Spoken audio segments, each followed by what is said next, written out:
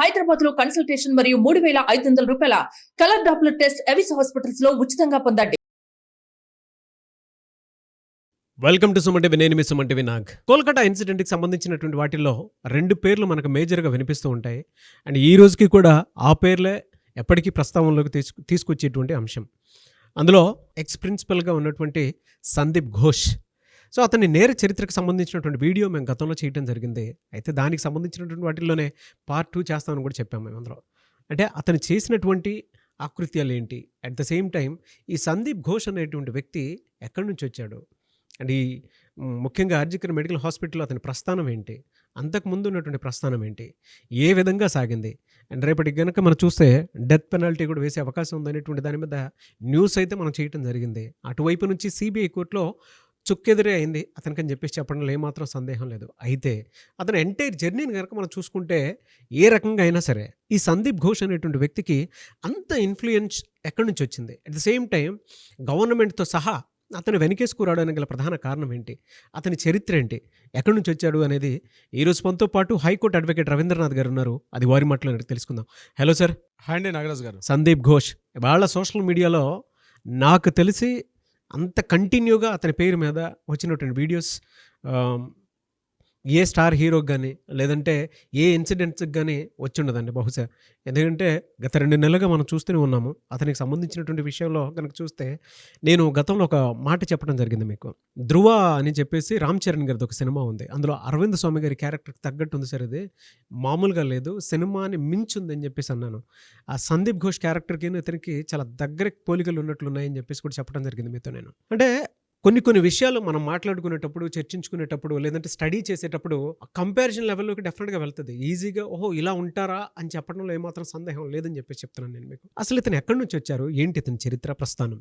నాగరాజ్ గారు, ఏదైతే మనం Calcutta rape and murder case సంబంధించి చెప్పుకుంటున్నామో ఇందులో భాగంగా దీనికి ప్రధాన సూత్రధారిగా అనుమానించడం కాదు, ఇతనే ప్రధాన సూత్రధారిగా ఆల్మోస్ట్ కన్ఫర్మ్ చేసినటువంటి పరిస్థితుల్లో 1-2 రోజుల్లో ఇతనికి సంబంధించి డెత్ పెనాల్టీ కూడా కన్ఫర్మ్ అని చెప్పి బంగ్లా పత్రికలు ఏకతాటి మీద ఎప్పుడైతే కోడే కూస్తున్నాయో దీనికి సంబంధించి ఎవరి సందీప్ ఘోష్, ఎందుకు ఇతను అసలు ఎక్కడ వాడినా, ఈయన ప్రస్థానం ఏమిటి, ఎక్కడ మొదలైంది, ఈయన ఎక్కడికి చేరుకున్నాడు అనేది విషయం కూడా మనం తెలుసుకోవాల్సిన అవసరం అయితే ఉంది నాగరాజ్ గారు.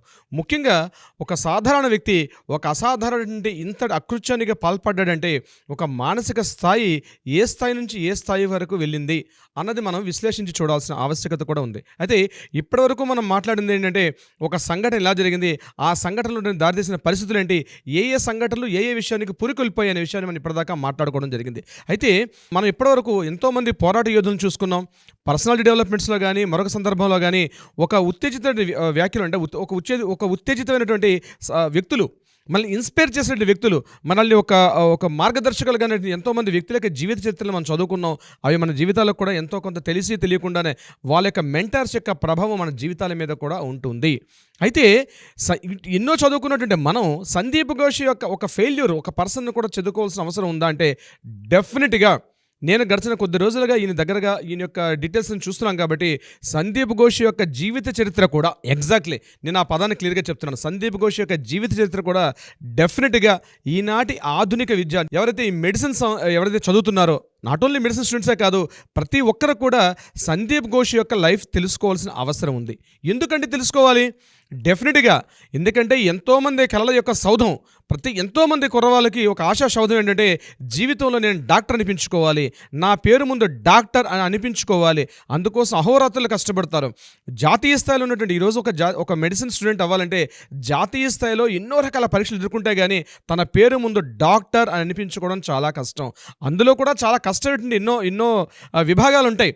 పల్మనాలజీ కావచ్చు, ఆర్థోపెడిక్ కావచ్చు, న్యూరాలజిస్ట్ కావచ్చు, కార్డియాలజీ కావచ్చు, రకరకాల వ్యవస్థలు ఉంటాయి. అందులో కూడా ఒక అద్భుతమైన ఆర్థోపెడిక్ సైన్స్ మీద తను ఎంతో రీసెర్చ్ చేసి ఒక మంచి వ్యక్తిగా అనుకున్నటువంటి వ్యక్తి ఎందుకు ఇంత పతనావస్థగా చేరాడు, అతను ఒక ఉవ్వెత్తున పెరిగినట్టు ఆయన లైఫ్ ఎందుకు ఈ స్థాయికి చెందిపోయింది, దీనికి కారణం ఎవరు, రాజకీయ నాయకుల, వ్యవస్థ, తన అత్యాశ, దేనికి ప్రోద్బలం కలిపింది, ఎందువల్ల తను ఈ స్థాయికి వచ్చేసాడు.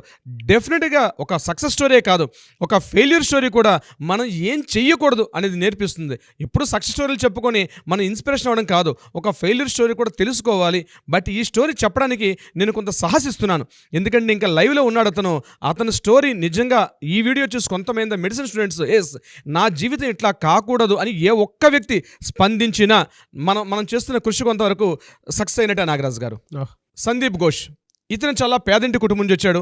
ఇతని ఫాదరు ఒక మామూలు ఉద్యోగి, సత్యప్రకాష్ ఘోష్ అతని ఫాదర్ పేరు కూడా. ఇతను కలకత్తా నగరానికి సుమారుగా 80 కిలోమీటర్ల దూరంలో 24 పరగనాస్, నార్త్ 24 పరగనాస్ అంటే అటు Bangla border and West Bengal border ఉంటే మధ్యలో ఉన్న ఒక స్మాల్ విలేజ్ అండి.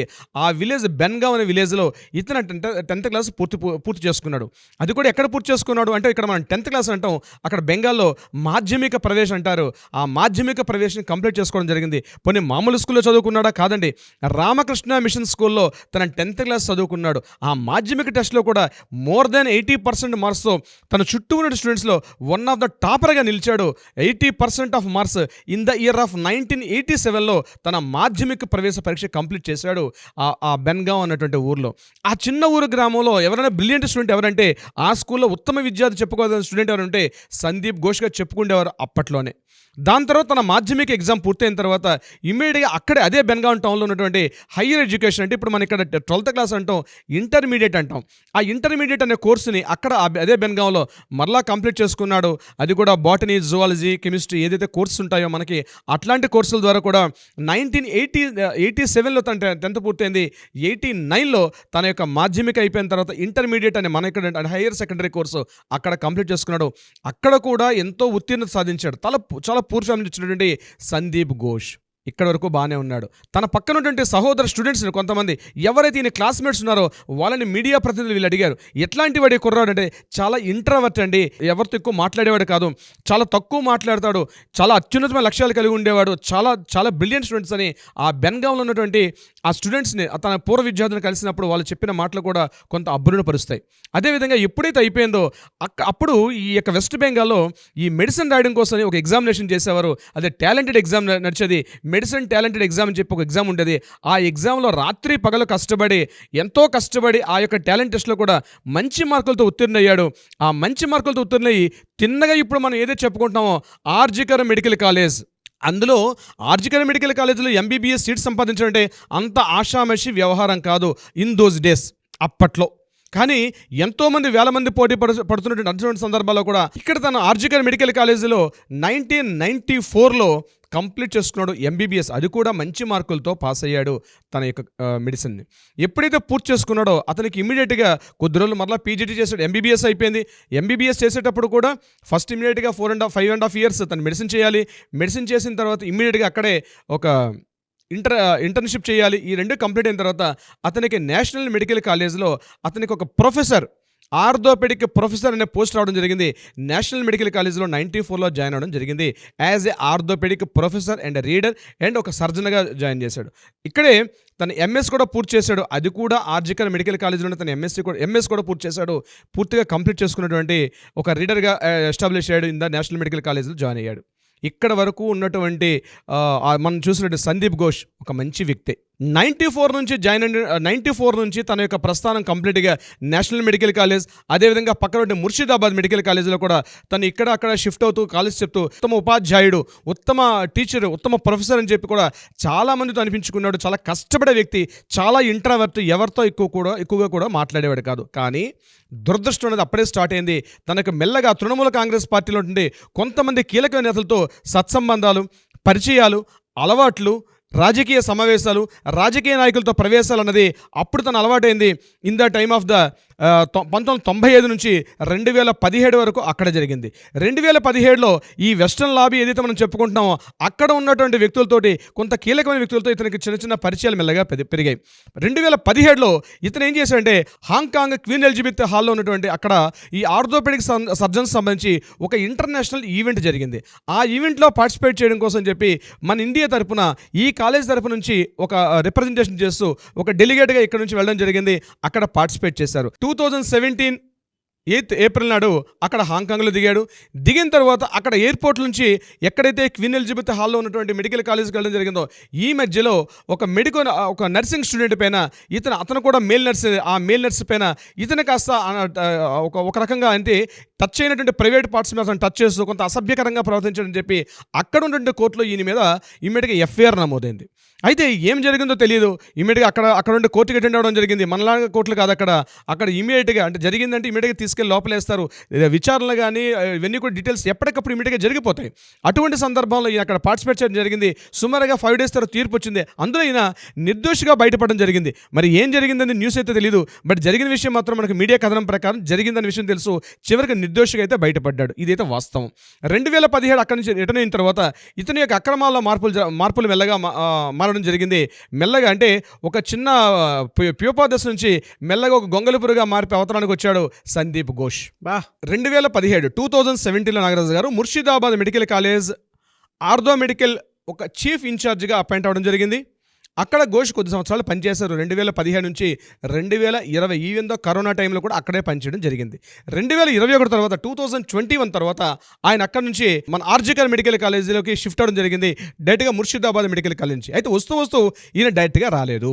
అక్కడ ముర్షిదాబాద్లో కూడా తన యొక్క అక్రమాలు స్టార్ట్ అయినాయి. అంటే ముఖ్యంగా విద్యార్థులను పాస్ చేసేటప్పుడు కానీ, విద్యార్థుల యొక్క మెమోస్ ఇచ్చేటప్పుడు కానీ, ఇంటర్న్షిప్లో షిఫ్టింగ్ చేసే విధానాలు కానీ అనేక రకాల విషయంలో కూడా విద్యార్థి నుంచి డైరెక్ట్గా లంచాలు తీసుకున్నటువంటి అభియోగాలు పొంది అక్కడ స్టూడెంట్స్ అందరూ కూడా యాజిటేషన్ చేసిన తర్వాత ఈయన అక్కడ నుంచి డైరెక్ట్గా ఆర్జికర్ మెడికల్ కాలేజ్కి షిఫ్ట్ చేశారు ఇన్ ద ఇయర్ ఆఫ్ 2021 నుంచి 2024 వరకు ఇతనికి మొత్తం 4 సంవత్సరాల్లో 3 సంవత్సరాలు ట్రాన్స్ఫర్ జరిగాయి.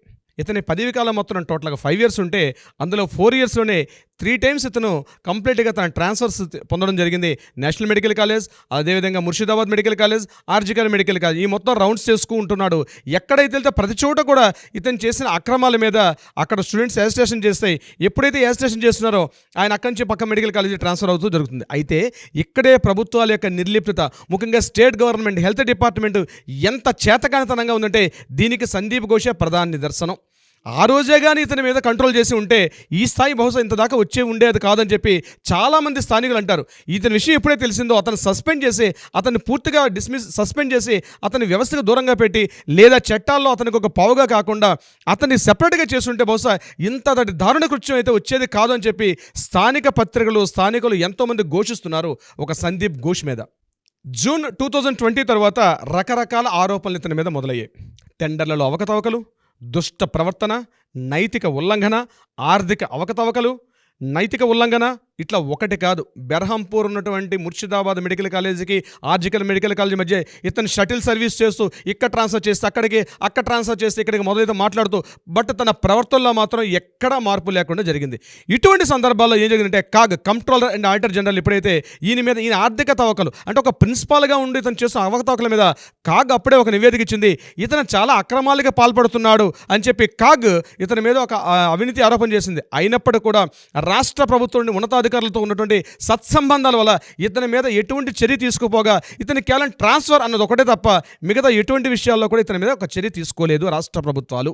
ఇదే సమయంలో బంధుప్రీతి, లంచాల డిమాండ్, అలాగే అవుట్ సైడ్ ఓడి అంటే రిటర్న్స్ చేయకుండా పోవడం, వాళ్ళకి కాంట్రాక్ట్స్ ఇవ్వడం కారణంతో అనేక ఫిర్యాదులు ఇతని మీద కుప్పల తప్పలుగా ఈయన మీద అనేక రకాల ఫిర్యాదులు అందడంతో ఇతనికి అప్పుడు రాష్ట్ర ప్రభుత్వం ఏం చేశారంటే కొంతవరకు కొద్ది నెలల పాటు ఇతనికి హోల్డ్లో పెట్టి మళ్ళీ ఆర్జికర్ మెడికల్ కాలేజీలో ఒక వైస్ ప్రిన్సిపాల్ నుంచి ఉన్నటువంటి స్థాయి నుంచి మళ్ళీ ప్రిన్సిపాల్ హోదాలో ఇతనికి ప్రమోషన్ చేయడం జరిగింది ఇన్ ద ఇయర్ ఆఫ్ 2023లోనే. ఇదే సందర్భంలో ఇతను చేసినటువంటి దారుణాలు ఏమిటి ఒకసారి చర్చించుకుందాం నాగరాజు గారు. ఇతను చేసిన దారుణాలు ఏమిటి? ముఖ్యంగా ఈ బయోమెడికల్ వ్యర్థాలు ఏమైతే ఉన్నాయో అవి అక్రమంగా బంగ్లాదేశ్కి తరలించడంలో ప్రధాన పాత్ర వహించేవాడు. అదేవిధంగా స్టూడెంట్స్ దగ్గర పాస్ చేయాలంటే ఎంతో కొంత అమౌంట్ తీసుకొని వాళ్ళని భయపెట్టి వాళ్ళు అమౌంట్ ఇస్తే కానీ వాళ్ళని ఎగ్జామినేషన్, ముఖ్యంగా ప్రాక్టికల్ ఎగ్జామినేషన్లో పాస్ మార్కులు చేసేవాడు కాదు. అలాగే కాలేజీ ఆస్తులను కూడా ఎవరు అజమాయిషీ లేకుండా ఎవరి యొక్క ఇన్ఫర్మేషన్ లేకుండా డైరెక్ట్గా వాటిని వేరే వాళ్ళ కాంట్రాక్ట్ ఇచ్చేవాడు. అంటే కాలేజ్ సంబంధించిన ప్రాపర్టీస్ని కూడా బయటకు ఇచ్చేవాడు. వీటికి సంబంధించి అఖ్తర్ అలీ ఎప్పుడైతే విజిలెన్స్ ఆఫీసర్కి రాశాడో, ఆ even though vigilance officer Akhtar Ali అంటే అప్పుడు డిప్యూటీ సూపరింటెండెంట్ అఖ్తర్ అలీ, ఇతను చేసుకున్న అక్రమాల చిట్టా మొత్తం మీద విజిలెన్స్ కమిషన్కి ఒక పెద్ద రిపోర్ట్ చేశాడు. రిపోర్ట్ చేసినప్పుడు కూడా తనకున్నటువంటి పలుకుబడి ద్వారా, అంటే తృణమూల కాంగ్రెస్ పార్టీలో అధికారుల యొక్క పలుకుబడి ద్వారా డిప్యూటీ సూపరింటెండెంట్గా పనిచేసిన అఖ్తర్ అలీని మాత్రం సస్పెండ్ చేసి ముర్షిదాబాద్ పంపించాడు తప్పించి తను మాత్రం అక్కడే నిలదొక్కున్నాడు ఆర్జికర్ మెడికల్ కాలేజీలో. ఎప్పుడైతే ఈ సంఘటనలు జరుగుతున్నాయో at the same time August 9 rape and murder case జరిగింది. సో దీనికి ముందు ఏం జరిగింది అన్న విషయం మీద కొన్ని ఊహాగానాలు కాదు, క్లియర్గా సిబిఐ వాళ్ళంటే లోకల్ పోలీసులు కొన్ని విశేషాలు, అంటే కొన్ని క్లియర్ ఇన్ఫర్మేషన్ తీసుకొచ్చారు. దాని మీద మనం క్లియర్ వీడియోస్ కూడా చేశాం దానికి సంబంధించి. అంటే ఇతను ఆపరేషన్ థియేటర్లోనే తను పూర్తిగా తన యొక్క దందా నడిపించేవాడని, ముఖ్యంగా స్టూడెంట్స్ని, అమ్మాయిలు ఇతనికైతే ఎవరైతే వ్యతిరేకంగా మాట్లాడతారో వాళ్ళందరినీ హాస్పిటల్ పిలిచి, ఆపరేషన్ థియేటర్లు పిలిచి భయపెట్టడం కానీ, లేకపోతే మెంటల్ టార్చర్ చేయడం కానీ, ఫిజికల్ టార్చర్ కానీ చేసేవాడు. ఇతనికి ప్రసూన్ చటర్జీ అని చెప్పి ఎవరైతే ఆపరేటర్, కంప్యూటర్ ఆపరేటర్ ఉన్నాడో అతని సహాయంతో మరలా సీసీటీవీ ఫుటేజ్ అన్ని క్లీన్ చేసి మళ్ళీ ఫ్రెష్గా పెట్టేవాడు. ఆ యొక్క ఆపరేషన్ థియేటర్లో అయితే ఏం చేసేవాడు, డైలీ దందా పార్టీ పెట్టేవాడు.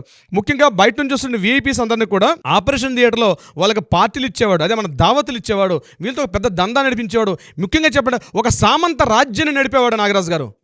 ఒక సామంత రాజ్యాన్ని, ఒక ఇంట్రావర్ట్, ఒక మహా సామ్రాజ్యాన్ని, ఒక సామంత రాజ్యం నడిపాడు. ఈ మమతా బెనర్జీ ప్రభుత్వంలో ఉన్నటువంటి ఏదైతే తృణమూల కాంగ్రెస్ పార్టీ అధికారంలో ఉందో ఆ తృణమూల కాంగ్రెస్ పార్టీలో ముఖ్యంగా వైద్య విధాన పరిషత్తులో ఇతను ఒక సామంత రాజ్యాన్ని ఏర్పాటు చేశాడు. పేర్లల గవర్నమెంట్ అంటే వైద్య విధానంలో ఎవరు ఎక్కడ ఏం చేయాలన్నా, ఎవరు ఒక అడుగు ముందుకు వెళ్ళాలన్నా, ఎవరు ఏ రకమైన డిగ్రీ, అంటే డిపార్ట్మెంట్ నుంచి ఈ చిన్న ఉద్యోగ దగ్గర నుంచి అత్యంత స్థాయి వరకు కూడా ఒక ట్రాన్స్ఫర్ జరగాలన్నా, ఒక మెమో ఇవ్వాలన్నా, ఏమి ఇవ్వాలన్నా ఇతని కనుసన్నల్లోనే జరిగేది. సందీప్ ఘోష్ కనుసన్నలో జరిగేది. అతను ఒక సామంత రాజ్యాధిపతిగా ఫీల్ అయ్యేవాడు. ఇక విషయం సంఘటనలోకి వద్దాం. ఏం జరిగింది August 9 జరిగిన సంఘటన తర్వాత ఇతని విషయంలో ఏమేం జరిగింది కొన్ని డీటెయిల్స్ మాట్లాడుకుందాం నాగరాజు గారు. ముఖ్యంగా August 9 జరిగింది. ఇతను ఇమీడియట్గా సాయంత్రం రాజీనామా చేశాడు. August 9 జరిగింది. 9 సాయంత్రం ఇతను రాజీనామా చేశాడు. రాజీనామా చేసిన 3 గంటల్లోనే ఇతనికి ఇమీడియట్గా నేషనల్ మెడికల్ కాలేజ్లో ప్రిన్సిపాల్గా పైనుంచి ఆర్డర్స్ కూడా వచ్చేసాయి. ఇతను రాజీనామా చేసిన విత్ ఇన్ 3 అవర్స్ అండి, జస్ట్ 3 అవర్స్లో, 3 గంటల్లోనే, 3 రోజులు కాదు నాగరాజు గారు, జస్ట్ 3 అవర్స్లో ఇతనికి ఆర్జికర్ మెడికల్ కాలేజ్ నుంచి ఇతనికి నేషనల్ మెడికల్ కాలేజ్గా ప్రిన్సిపాల్గా అక్కడ ట్రాన్స్ఫర్ చేశారు. ఎప్పుడైతే ఈ ఉత్తర్వు రిలీజ్ అయిందో ఇమ్మీడియట్గా చుట్టూ ఉన్నటువంటి అందరూ కూడా అలర్ట్ అయిపోయారు. లేదు, ఒక మానవ మృగం, మనిషి రూపంలో ఉన్న మానవ మృగం సంచరిస్తుంది, ఈ దారుణ అకృత్యానికి ఇతనే ప్రధాన కారణం అని ఏవైతే గొంతుతున్నటువంటి నిరసనకారులు ఒక్కసారి ఎప్పుడైతే వెలుగులోకి వచ్చారో ఇమ్మీడియట్గా హైకోర్టు కూడా ఆర్డర్స్ వచ్చాయి. August 12 ఇతను తన జాబ్కి రాజీనామా చేశాడు. August 12 తన ప్రిన్సిపల్ పోస్ట్కి రాజీనామా చేశాడు. అప్పటికి వెళ్ళేసరికి ఈయన ఎన్ఎంసీ మెడికల్ కాలేజీని ఇంకా డ్యూటీ ఛార్జ్ చేసుకోలేదు. 9వ తారీఖు జరిగింది, 10వ తారీఖు ఇతనికి ఆర్డర్స్ వచ్చాయి. అట్ ద సేమ్ టైం 12న రాజీనామా చేశాడు. August 13 హైకోర్టు ఇతను ఏం చేసిందంటే, నువ్వు సెలవు తీసుకు వెళ్ళిపో బాబు, నీకు సంబంధం లేదు. ఎందుకంటే ఒక గవర్నమెంట్ ఉద్యోగిని డిస్మిస్ చేసే అధికారం కొన్ని కారణాల వల్ల హైకోర్టుకు ఉండకపోవచ్చు. అందుకని ఏమంటారు, లాంగ్ లీవ్ తీసుకోమని చెప్పి హైకోర్టు చెప్తుంది. లాంగ్ లీవ్ తీసుకుంటే ఇంచుమించుగా డిస్మిస్ చేసే మీనింగ్గా వస్తుంది. సో August 13 కలకట్టా హైకోర్టు నీకు ఉత్తర్వులు చేసింది, నువ్వు లాంగ్ లీవ్ తీసుకుని వెళ్ళిపో అని చెప్పడం జరిగింది. August 25 సందీప్ ఘోష్ మరియు అతని బంధువుల యొక్క అనేక ప్రదేశాల్లో సిబిఐ అలాగే ఈడీతో కలిసి అనేక సోదాలు జరిగాయి. August 28 ముఖ్యంగా ఇండియన్ మెడికల్ అసోసియేషన్ ఇతని యొక్క సభ్యత్వాన్ని రద్దు చేసింది. ఇతను పాలిగ్రాఫ్ టెస్టులు కూడా సుమారుగా 12 సార్లు పాలిగ్రాఫ్ టెస్టులు కూడా ఎదుర్కొన్నాడు. September 2 నాడు సిబిఐ ఆర్థిక అవకతవకలకు సంబంధించి ఇతనితో పాటు మరో 3 అరెస్టు చేశారు. September 3 నాడు వెస్ట్ బెంగాల్ మెడికల్ అసోసియేషన్ నుంచి ఇతను సస్పెండ్ చేశారు. September 15, 2024 సాక్ష్యాలు తారుమారు చేశాడు, ట్యాంపరింగ్ చేశాడని అభిజిత్ మండల్తో కలిసి ఇతన్ని పూర్తిగా అరెస్ట్ చేయడం, మరొక కొత్త ఎఫ్ఐఆర్ ఈయన మీద నమోదైంది. 19th September 2024 ప్రాక్టీస్కి అనర్హుడుగా, డాక్టర్ అనే వృత్తికి అనర్హుడుగా ఇతని టోటల్గా Indian medical association, national medical association, west Bengal medical association ఇతని యొక్క రిజిస్ట్రేషన్ని రద్దు చేశారు. డాక్టర్ సందీప్ ఇప్పుడు కాస్త ఉత్త సందీప్ ఘోష్గా మిగిలిపోయాడు. In the date of 19th September 2024 నాడు ఒక సాధారణమైన ఇంట్రావర్ట్ స్టూడెంట్ అత్యంత పేద కుటుంబం నుంచి బయలుదేరాడు, కష్టపడి చదువుకున్నాడు, ఒక స్థాయికి వెళ్ళాడు, వేల మందితో ఉన్నటువంటి వ్యక్తులతో పోటీ పడ్డాడు, ఒక డాక్టర్గా అయ్యాడు. డాక్టర్గా వచ్చిన తర్వాత 1994 నుంచి 2017 వరకు కేవలం ఒక ప్రభుత్వ ఉద్యోగిగా, ఒక రీడర్గా, ఒక ప్రొఫెసర్గా పనిచేస్తున్న వ్యక్తి 2017 తర్వాత ఈ వ్యవస్థ చేసినటువంటి దారుణమైనటువంటి ఒక బలి పశువుగా మారాడు. తనలో అత్యాశ పెరిగింది, తనలో ఒక పూర్తిగా ఇంట్రావర్ట్ పూర్తిగా కోల్పోయాడు. తన అత్యాశతోటి ఎవరు రాజకీయ ప్రమేయంతో ఇతనైతే రాగలిగాడో ఆ రాజకీయ నాయకుల యొక్క చెప్పు చేతల్లో ఒక కీలుబొమ్మగా మారిపోయాడు. కీలుబొమ్మగా మారడం కాదు, ఇందులో తన యొక్క కృషి కూడా ఉంది. తనకు అత్యాశ పెరిగింది. ఇతని యొక్క ఫ్రెండ్ పార్థసారథి డే అని చెప్పి ఒక స్టూడెంట్ అడిగినప్పుడు అతను అదే చెప్పాడు. ఇతను చాలా మొదట్లో బాగుండేవాడు, కానీ అత్యాశ, అందరికన్నా కోట్ల ఆస్తిని సంపాదించాలి, దీనికోసం రాజకీయ నాయకులను వాడుకోవాలి. ముఖ్యంగా అక్కడ బెంగాల్లో రాజకీయ వ్యవస్థ ఎంత భ్రష్టు పట్టిపోయింది.